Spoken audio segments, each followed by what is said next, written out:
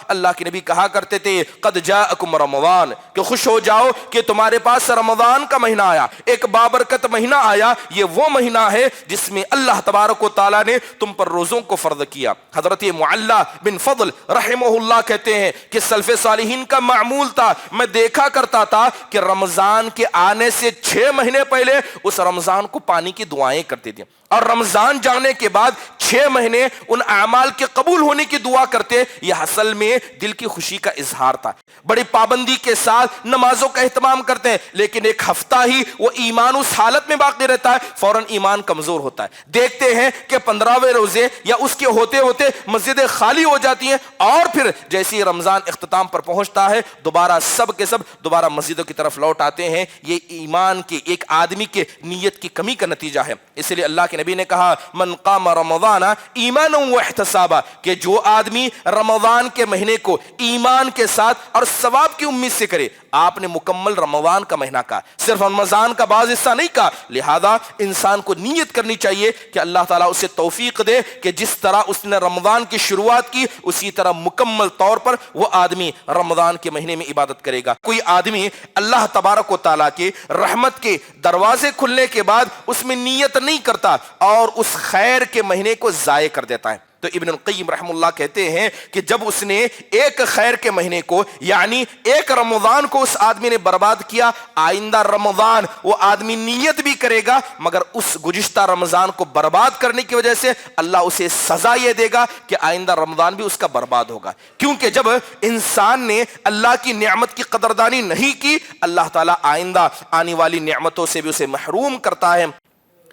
ان الحمد للہ نحمده ونستعینه ونستغفره ونعوذ بالله من شرور انفسنا ومن سیئات اعمالنا من يهده الله فلا مضل له ومن يضلله فلا هادي له واشهد ان لا اله الا الله وحده لا شريك له واشهد ان محمدا عبده ورسوله اما بعد فان خير الحديث كتاب الله وخير الهدي هدي محمد صلى الله عليه وسلم وشر الأمور محدثاتها وكل محدثة بدعة وكل بدعة ضلالة وكل ضلالة في النار فأعوذ بالله من الشيطان الرجيم بسم الله الرحمن الرحيم يا أيها الذين آمنوا اتقوا الله حق تقاته ولا تموتن إلا وأنتم مسلمون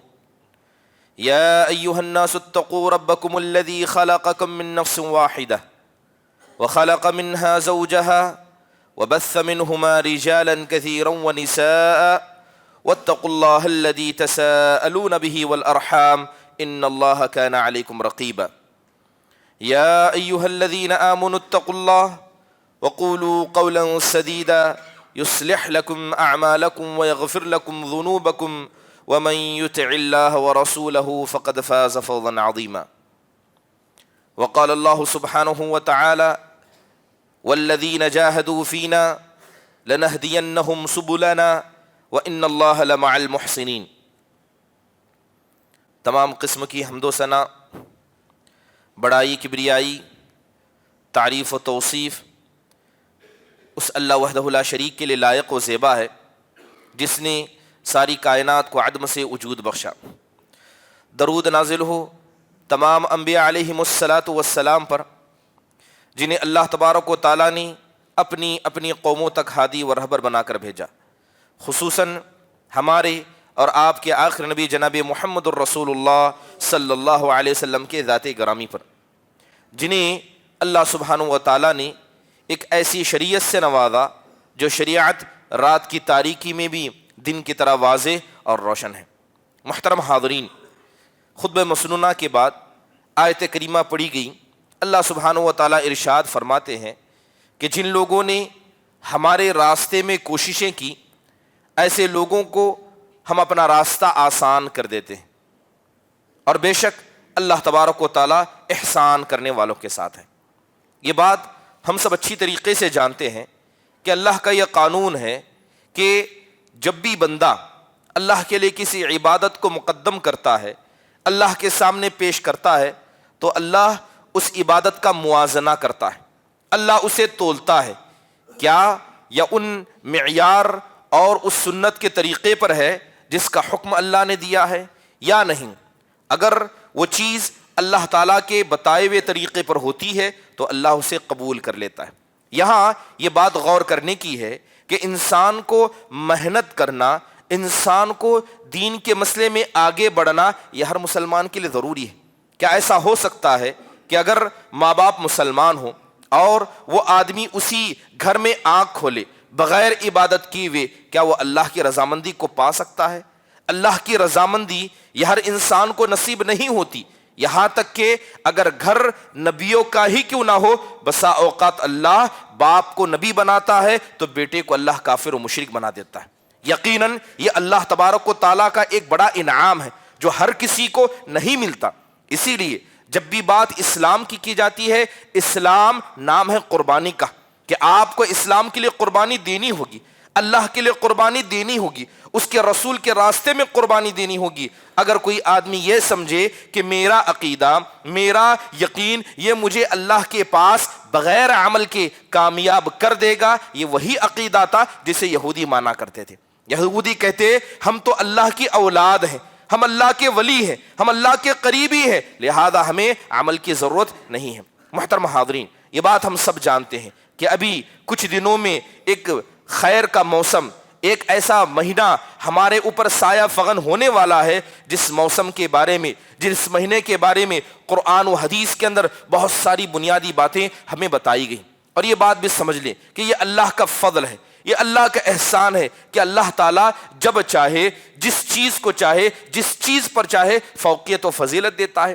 ساری زمین اللہ کی ہے، مگر اس کے بعد بھی اللہ نے اپنے گھر کو دوسرے جگہوں پر فضیلت بخشی ہے۔ سارے گھر اللہ کے ہیں، لیکن اس کے بعد بھی یہاں پر ایک نماز تو مدینۃ المنورہ کے اندر، مسجد نبوی کے اندر پڑھی گئی ایک نماز 1000 کے برابر ہوتی ہے، اور مکۃ المکرمہ کے اندر پڑھی گئی نماز اس سے زیادہ ہوتی ہے۔ یہ اللہ تعالیٰ کا فضل ہے۔ اللہ تعالیٰ نے سارے انسانوں کو ایک ہی ماں اور باپ سے پیدا کیا، مگر اللہ تعالیٰ نے کسی کو اپنا قریبی کیا تو اللہ نے کسی کو اپنی رحمت سے دور کیا، کسی کو اللہ نے نبی بنایا، کسی کو رسول بنایا تو اللہ نے رسولوں میں کسی کو اولو العزم بنایا، اور اولو العزم میں بھی اللہ تعالیٰ نے کسی کو سردار بنایا۔ یہ اللہ تعالیٰ کا فیصلہ ہے۔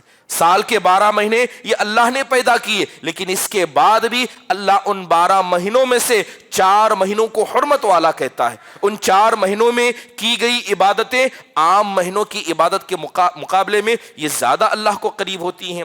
مہینے کے 30-29 دن ہوتے ہیں، لیکن اس میں جمعہ کا دن یہ اللہ تعالیٰ کو پسند ہے۔ اللہ نے اس دن کو مسلمانوں کے لیے عید قرار دیا۔ اس طرح آپ دیکھیں کہ اللہ نے بہت ساری چیزوں کو اپنے لیے چن لیا۔ پانی ہوتا ہے، مگر بات جب زمزم کے پانی کی آئے، اللہ تعالیٰ نے اسے عام پانی پر فضیلت بخشی۔ محترم حاضرین، یہی وجہ ہے کہ جب اللہ نے جن چیزوں کو عزت بخشی، جن مہینوں کو اللہ نے مقام عطا کیا، جن لوگوں کو اللہ نے مقام عطا کیا، اگر انسان ان مہینوں میں عبادت کرے اور اللہ کی قربت حاصل کرنا چاہے، یقیناً وہ آدمی صحیح راستے پر ہے۔ جیسے کہ ہم سب جانتے ہیں کہ اللہ تعالیٰ نے بے شمار اعمال کرنے کا حکم دیا، اس میں سے کچھ واجبی عبادتیں، اس میں سے کچھ نفل عبادتیں، اس میں سے کچھ سنت کی عبادتیں ہیں، لیکن جو آدمی اللہ کے واجب کردہ عبادتوں کے ذریعے اللہ کی قربت حاصل کرنا چاہتا ہے، یہ زیادہ اللہ کی قربت اور اس کے رضامندی کا باعث ہے سنتوں اور نفل عبادتوں کے ذریعے۔ اسی لیے صحیح بخاری شریف کی روایت ہے، اللہ کے رسول صلی اللہ علیہ وسلم نے کہا تھا، اللہ تعالیٰ کہتا ہے وَمَا تَقَرَّبَ إِلَيَّ عَبْدِي بِشَيْءٍ أَحَبُّ إِلَيَّ مِمَّا افْتَرَضْتُ عَلَيْهِ، کہ اگر کوئی بندہ میری قربت حاصل کرنا چاہتا ہے، میرا پیارا بننا چاہتا ہے، تو اسے چاہیے کہ جن عبادتوں کو میں نے اس پر فرض کیا، ان عبادتوں کے ذریعے میری قربت حاصل کرے۔ محترم حاضرین، انہی واجب عبادتوں میں سے ایک آدمی جو عقل مند ہے، مسلمان ہے، بالغ ہے اور اپنے ہوش و حواس کے ساتھ ہے، اس پر رمضان کا مہینہ روزوں کو فرض قرار دیتا ہے۔ محترم حاضرین، اللہ کے نبی علیہ الصلوۃ والسلام کہا کرتے تھے اطلب الخیر دہرکم کلہ، کہ سال کے جو 12 مہینے ہیں، ہر مہینے میں اللہ سے فضل مانگا کرو، وتعرضوا لنفحات رحمت اللہ، لیکن یاد رکھنا کہ ان 12 مہینوں میں بھی اللہ تعالیٰ کی رحمت کے کچھ ایسے جھونکے ہیں جنہیں اللہ تعالیٰ زور سے چھوڑتا ہے۔ कोशिश करो कि उन रहमत के महीने को पाओ। फ़इन्न लिल्लाहि नफ़हातुम मिन रहमतिही युसीबु बिहा मन यशाउ मिन इबादिही, क्योंकि ये रहमत के मौसम, ये रहमत के अय्याम अल्लाह ताला जिसे चाहे सिर्फ उसे नसीब करता है, वरना हर आदमी रमज़ान को पाले, अल्लाह की मग़फ़िरत को भी पाले, ऐसा होना ज़रूरी है। महतरम हाज़रीन, अल्लाह ताला ने हर इंसान को बड़ी मुख्तसर ज़िंदगी अता की है, और ये ज़िंदगी मौत से पहले इंसान को गनीमत समझना चाहिए। इसलिए अल्लाह के नबी कहा करते थे, इग़तनिम खमसन क़बल खमसिन, कि 5 चीज़ों से पहले गनीमत जानो। उसी में आपने कहा कि अल्लाह ताला ने तुम्हें ज़िंदगी बख्शी है, अल्लाह ने तुम्हें ज़मीन के ऊपर रखा है, अल्लाह ने तुम्हारा ठिकाना अभी कब्र और ज़मीन के नीचे नहीं रखा है, इस ज़िंदगी को तुम गनीमत जानो। अल्लाह ताला ने बीमारी से तुम्हें बचा कर रखा है, अपनी सेहत को गनीमत जानो। अल्लाह ने बुढ़ापे से बचाकर जवानी में रखा है, इस जवानी को तुम क्या है, अल्लाह तबारक व तआला के फजल को मानते उसकी गनीमत जानो। महतरम हाज़रीन, रमज़ान का महीना आता है, हम देखते हैं कि बहुत सारे लोगों के नज़दीक रमज़ान का महीना ये आम महीनों की तरह है,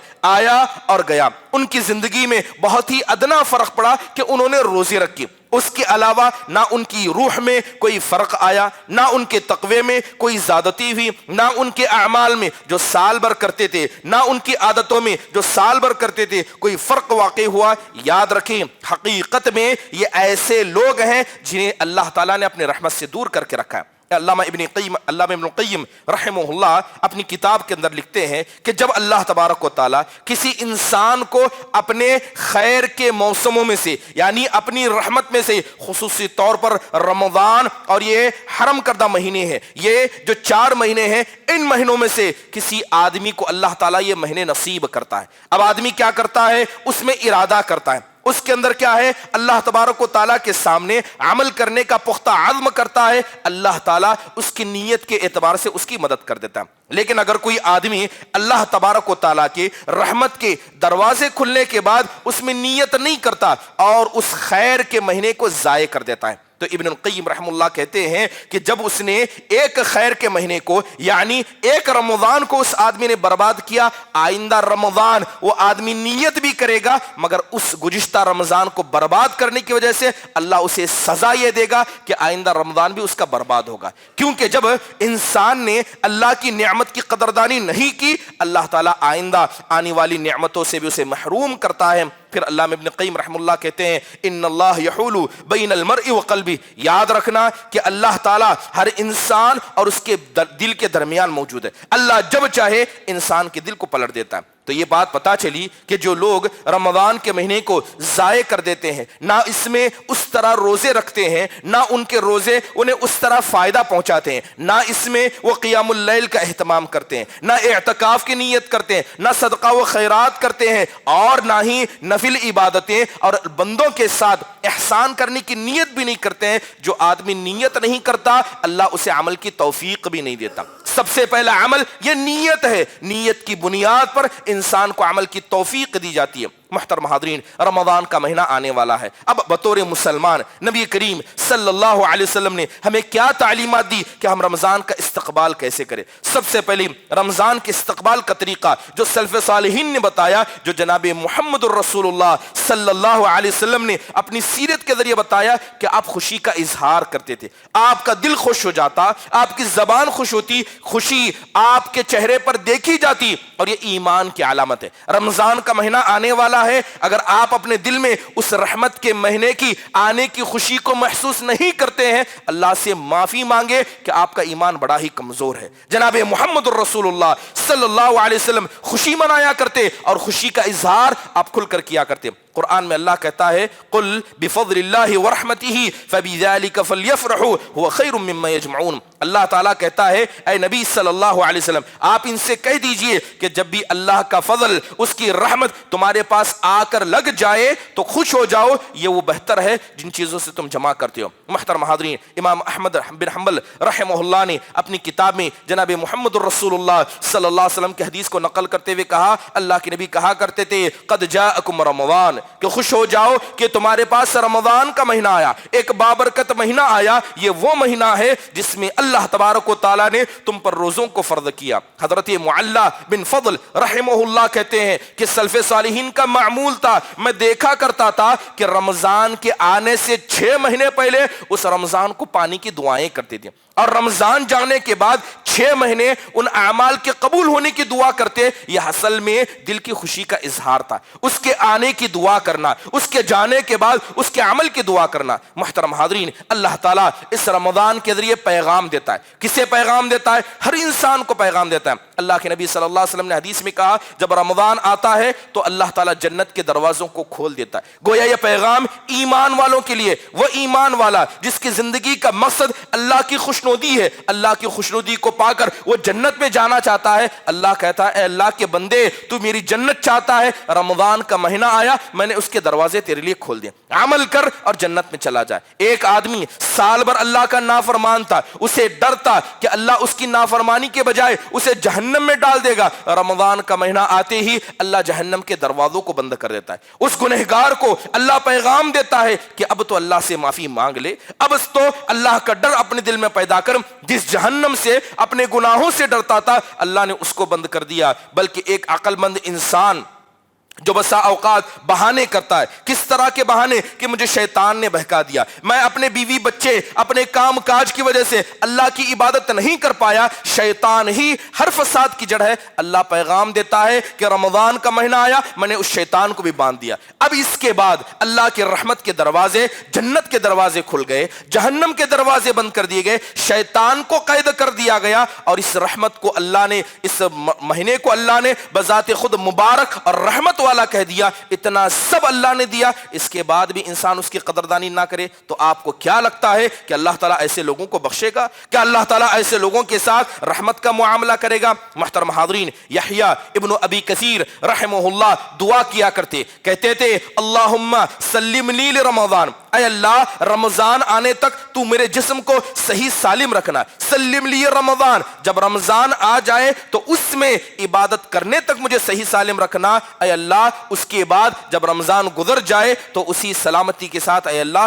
تو میری عبادتوں کو قبول کرنا۔ ابن بکر بن ابی مریم رحمہ اللہ کہا کرتے تھے قد حضرکم مطہر، اے لوگوں خوش ہو جاؤ، یہ رمضان کا مہینہ حقیقت میں تم کو پاک کرنے والا مہینہ ہے، انبسطوا بالصدقۃ فیہ، کہتے تھے اس مہینے میں کھل کر اللہ کی راہ میں صدقہ کیا کرو، کیونکہ اس مہینے میں انسان جو بھی نیکی کرتا ہے اللہ تعالیٰ اس کا ثواب اسے بڑا کر دیتا ہے۔ تب پہلا بنیادی عمل یہ ہے کہ رمضان کے آنے کی خوشی ہمیں دل میں محسوس کرنی چاہیے، اس طرح ہم رمضان کا استقبال کریں گے۔ دوسری اہم بات، جیسے بتایا گیا کہ رمضان کا مہینہ یہ اللہ تعالیٰ کا فضل ہے، یہ اس کی رحمت ہے، یہ اللہ کی نعمت ہے، اور اللہ کا قانون ہے کہ جب اللہ نعمت دیتا ہے بندے سے مطالبہ کرتا ہے کہ اس نعمت کی قدردانی کرے، اس کا حق ادا کرے۔ اگر بندہ نہیں کرتا ہے تو یقیناً نعمت اللہ ان لوگوں سے چھین بھی لیتا ہے اور قیامت کے دن اس کا سوال بھی ہوتا ہے۔ جان لیجئے کہ ہم سے پہلے اس گزشتہ رمضان کتنے لوگ باحیات تھے، لیکن آج وہ قبروں کے اندر سو رہے ہیں۔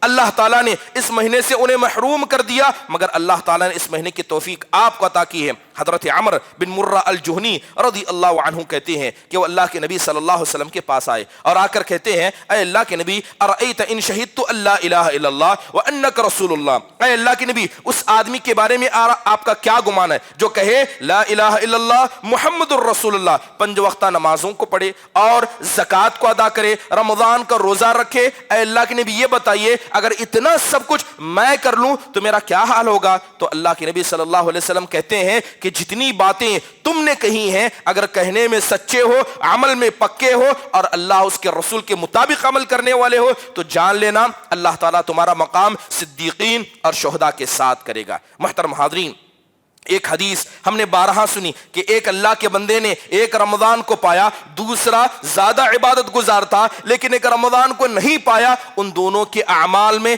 بڑا فرق دیکھا گیا۔ یہ بات ہمیں سمجھنی ہے، یہ بات ہمیں سمجھنی ہوگی کہ رمضان کا مہینہ بسا اوقات ایک آدمی کی زندگی بھر کے سارے گناہوں کا کفارہ بن کر اللہ کی خوشنودی کا موقع اسے عطا کرتا ہے۔ محترم حاضرین، اس طرح اللہ تبارک و تعالیٰ کی نعمت کی قدردانی کیا کریں۔ ایک اہم معاملہ رمضان کا استقبال کیسے کریں؟ جیسے ابھی ذکر کیا گیا کہ انسان کو سب سے پہلی نیکی جو عمل کے تعلق سے کرنی چاہیے وہ اپنی نیت کو درست کرنا چاہیے. ابھی اپنی نیتوں کو درست کریں کہ کس نیت سے آپ رمضان کا استقبال کریں گے. قرآن میں اللہ کہتا ہے وَمَا أُمِرُوا إِلَّا لِيَعْبُدُوا اللَّهَ مُخْلِصِينَ لَهُ الدِّينَ. ہم نے انہیں حکم دیا ہے کہ وہ ہر عبادت کو خالص اللہ کے لیے کریں. اور یاد رکھیے جب ایک آدمی رمضان کے مہینے کے آنے سے پہلے اپنی نیت کو درست کر لیتا ہے کسی اعتبار سے کہ انشاءاللہ رمضان کے پورے مہینے کے روزے رکھوں گا, جو عبادتیں اللہ کے رسول نے صحابہ نے کر کے دکھائی ہیں ان سب کو میں کروں گا. یاد رکھیے اگر نیت پختی ہوگی اللہ تعالیٰ عمل میں آسانی پیدا کرے گا, اللہ ہر عمل میں آسانی پیدا کرے گا, کیونکہ اللہ کہتا ہے انا عند ظن عبدی بی, کہ جو میرا بندہ میرے بارے میں جیسا گمان کرتا ہے میں اس کے پاس ویسا ہی ہوتا ہوں. آدمی گمان کر لے, اللہ سے نیت باندھ لے کہ اللہ مجھے ضرور توفیق دے گا, اللہ تعالیٰ اسے ضرور آسانی پیدا کرے گا. محترم حاضرین, نیت کا عمل میں کتنا دخل ہے. علامہ ابن القیم رحمہ اللہ کہتے ہیں لیس للعبد شیء انفع من صدق ربہ فی جمیع امورہ. ابن قیم رحمہ اللہ کہتے ہیں کہ ایک بندے کو سب سے زیادہ اس کے رب کے مسئلے میں جو چیز فائدہ پہنچاتی ہے اس کی صاف نیت ہوتی ہے. محترم حاضرین, اگر ایک آدمی صرف اپنی نیت کو مضبوط کر لے تو بسا اوقات اس کی نیت کی بنیاد پر اسے ایسا ثواب دیا جاتا ہے جبکہ اگر وہ آدمی عمل ہی کیوں نہ کرے. محترم حاضرین, بڑی معروف روایت ہے دلائل النبوہ, امام بہقی کی کتاب ہے, علامہ البانی رحمہ اللہ نے اس حدیث کو صحیح قرار دیا. ایک بڑے معروف صحابی تھے جن کا نام حضرت علبہ بن زید الانصاری رضی اللہ عنہ تھا.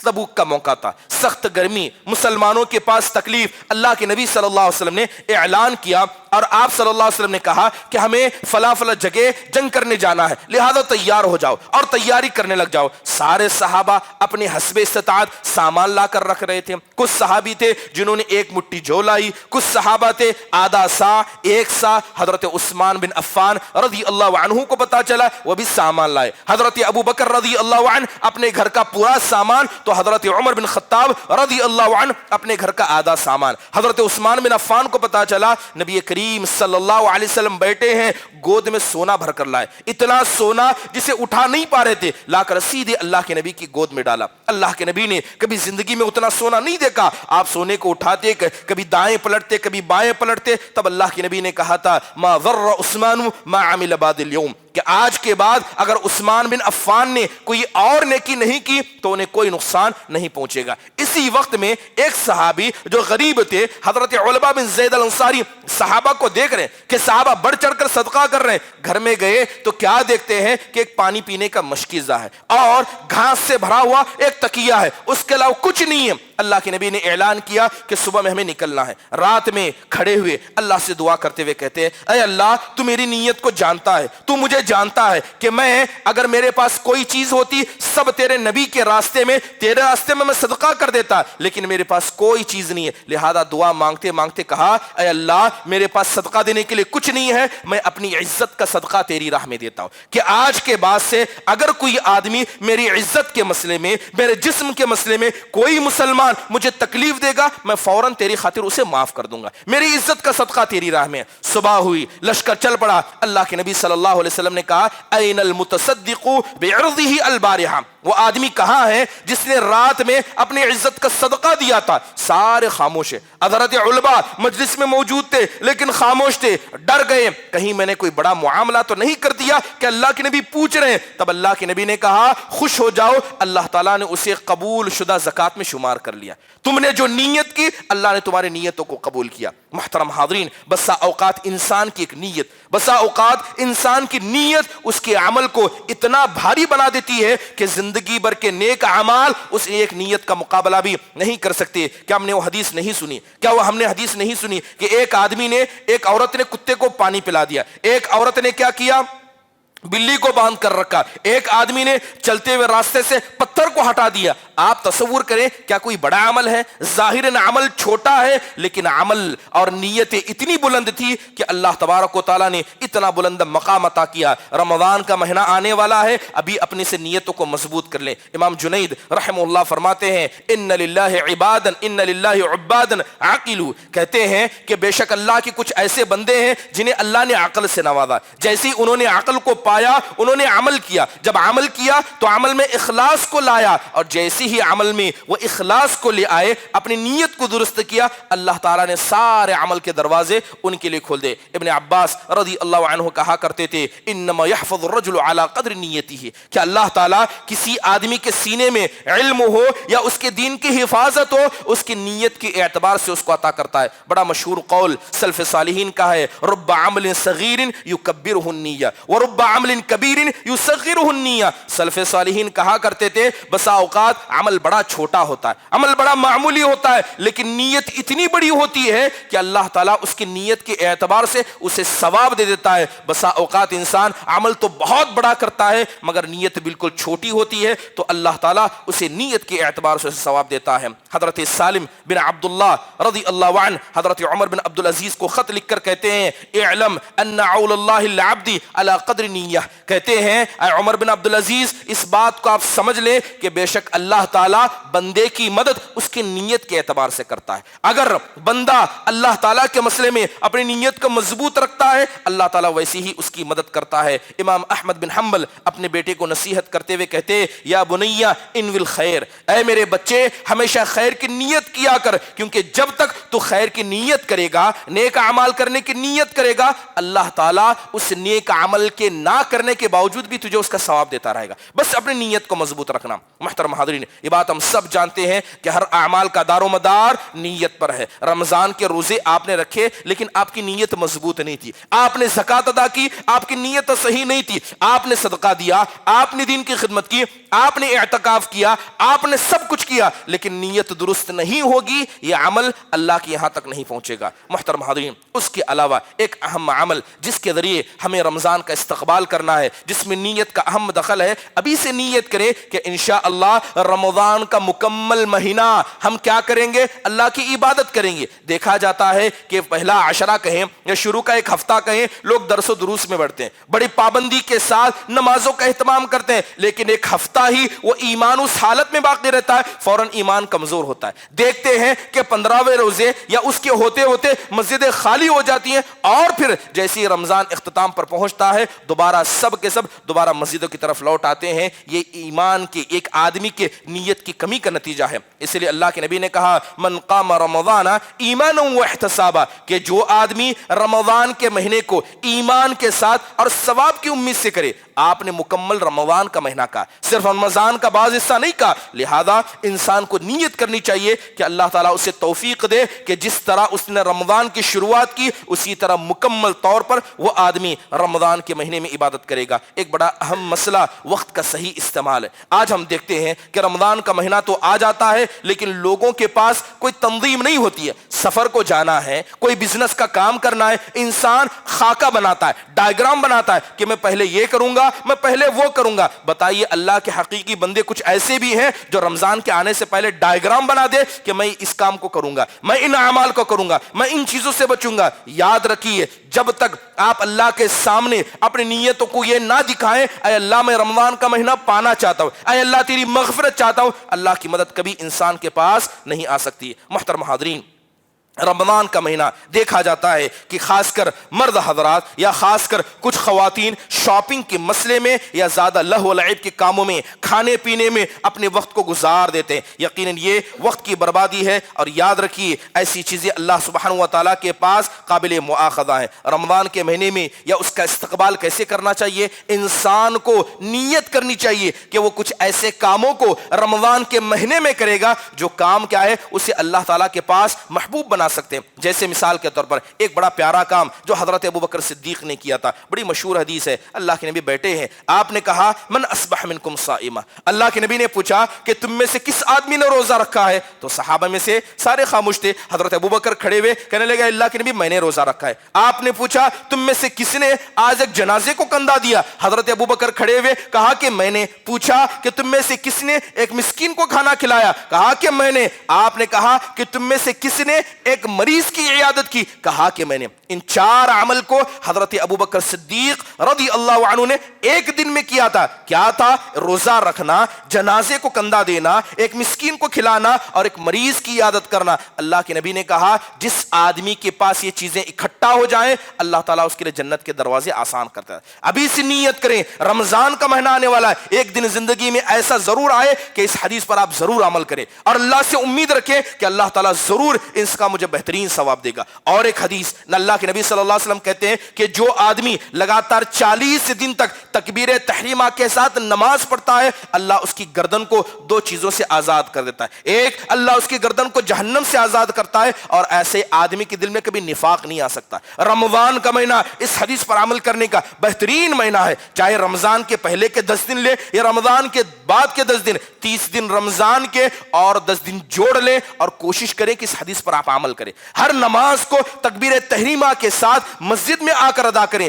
ضرور عمل کرنے کی کوشش کریں۔ ہمیں نہیں پتا کہ ہمارے عمل کہاں تک اللہ تک پہنچتے ہیں اور کہاں تک ان کا ثواب ہمیں دیا جاتا ہے، لیکن کچھ کام انسان کو ایسا ضرور کرنا چاہیے جس کی بنیاد پر انسان اللہ تعالیٰ سے خیر کی امید رکھ سکتا ہے۔ محترم حاضرین، رمضان کے مہینے کا استقبال دل کی پاکی کے ذریعے کرے، دل کو پاک و صاف کرے۔ کس سے پاک و صاف کرے؟ سب سے پہلے اپنے دل کو حسد سے پاک کرے، کینے سے پاک کرے، بغض و عداوت سے پاک کرے۔ کیسا لگے گا کہ ایک آدمی روزہ رہتا ہے، اپنے بزنس کو چھوڑ دیتا ہے، اللہ کے لیے قرآن کی تلاوت کرتا ہے، لیکن اسے بتا دیا جائے کہ تیری عبادتیں آسمان تک پہنچی نہیں، اللہ نے انہیں قبول ہی نہیں کیا ہے۔ ایسا ہو سکتا ہے جب انسان اپنے دل میں کسی مسلمان کے لیے نفرت رکھے، انسان اپنے دل میں کسی کے لیے بغض و عداوت رکھے۔ دل کی سلامتی یہ اعمال کے اللہ کے یہاں قبول ہونے کی ایک بڑی کیا ہے، بڑی سعادت کی بات ہے۔ حضرت ابو ہریرہ رضی اللہ عنہ کی حدیث ہے، اللہ کے نبی نے کہا تعرض اعمال الناس یوم الاثنین والخمیس۔ آپ صلی اللہ علیہ وسلم نے کہا